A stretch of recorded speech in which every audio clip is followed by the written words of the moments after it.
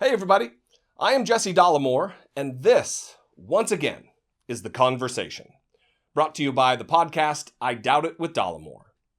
So in previous episodes, I have dismantled, or at the very least brought to light, the troubling relationship of Donald Trump and the Republican Party with hateful racists, white separatists, white nationalists, and white supremacists.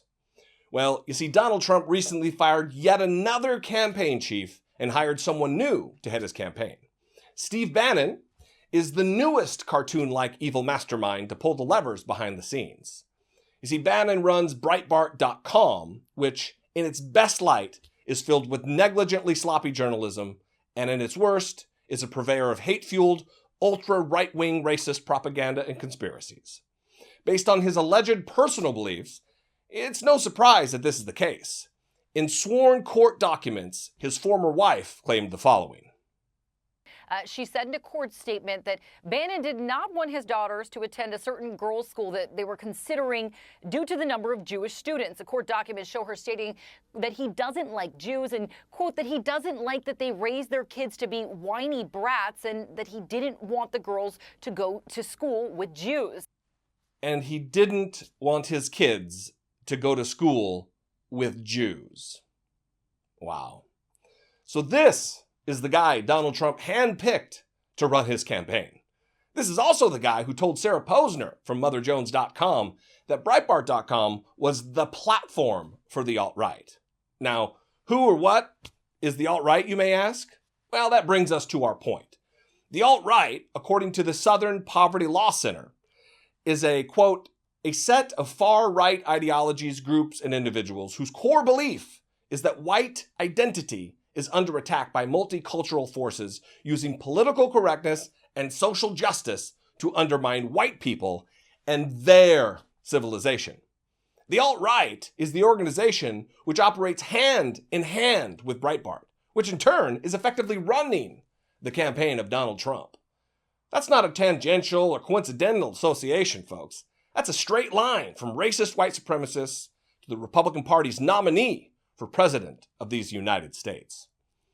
Now listen, if you're not a fan of the Southern Poverty Law Center or you're skeptical of their judgment about the alt-right, I get that. That's fair enough.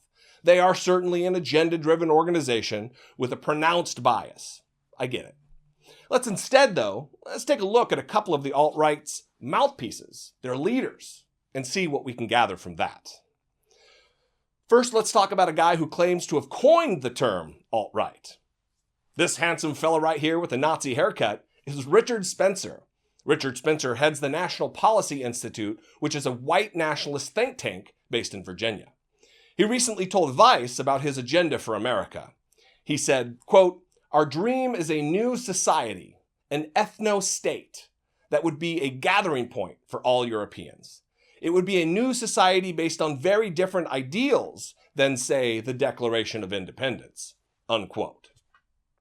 So the Nazi haircut here is more of a fan of a nation defined by its racial commonality than its predilection toward freedom and equality. Well, I guess to each their own.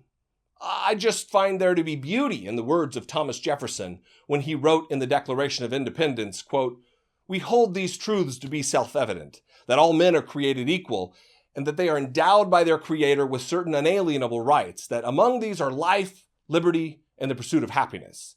That to secure these rights, government are instituted among men, deriving their just powers from the consent of the governed." And if his goal of an ethno-state isn't enough to raise your eyebrows, how about his own words coming out of his own face? Have you ever wondered, why isn't there an organization that works for us? From African Americans to illegal immigrants, from lesbians to left-handers, every ethnic and interest group has its own lobby or cultural foundation. The exception, of course, is white Americans, our country's historic majority and founding population, the people that bears the unique heritage of Europe, Christianity, cultural excellence, and the scientific awakening. So again, Why isn't there an organization that has our interest at heart? Or perhaps the question should be, why isn't there an organization that has our children's interest at heart, as well as those of our grandchildren and generations yet to be born? Don't they deserve to live in a country akin to that of their ancestors?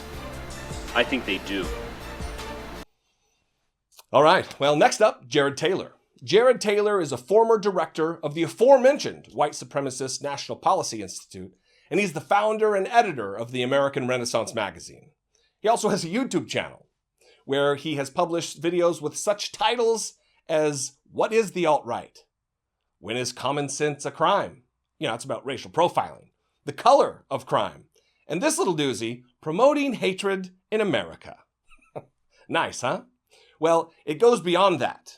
On his website, he wrote, quote, "Blacks and whites are different. When blacks are left entirely to their own devices, Western civilization, any kind of civilization, disappears."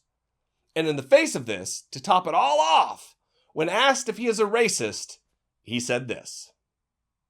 Are you a racist? Absolutely not. I don't really know what that term means. You don't even really know what that term means?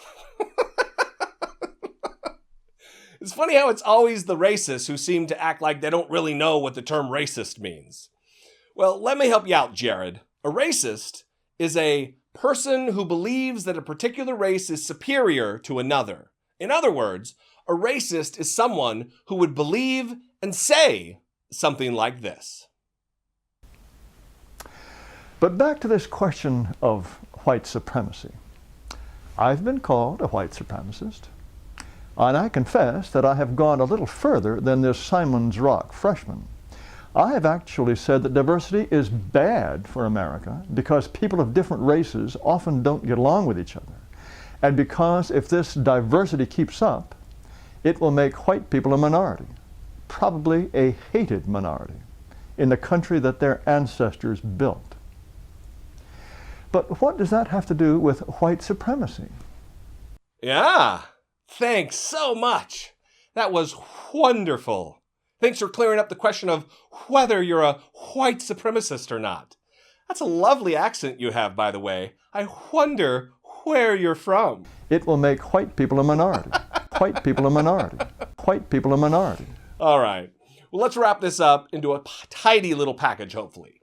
The alt-right is a racist movement led by white nationalists and white supremacists who dream about a white America for white people, and their most important and mainstream platform is Breitbart.com, which is headed up by Steve Bannon, who court documents state doesn't want his kids to go to school with Jews, who is also handpicked by the Republican nominee, Donald Trump, to be the CEO of his campaign for President of the United States.